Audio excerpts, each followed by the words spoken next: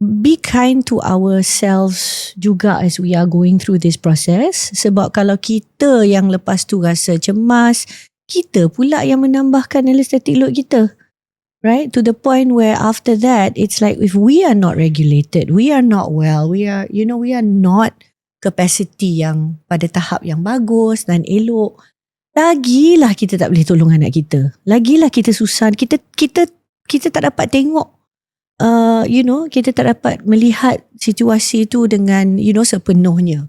We are going to miss the details, right? We will forget what it is. And then also I think just to be aware that because of that, the last thing I want to say that's connected to that also is that sometimes kita yang menyumbang kepada keadaan yang big feelings ni.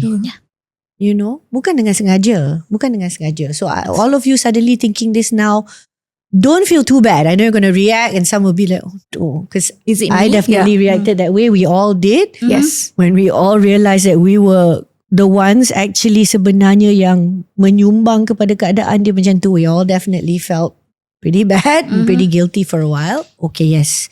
Feel it. Acknowledge that feeling is yucky.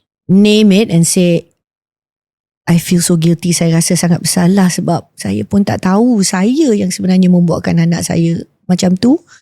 Okay, but you know what? Just 90 seconds.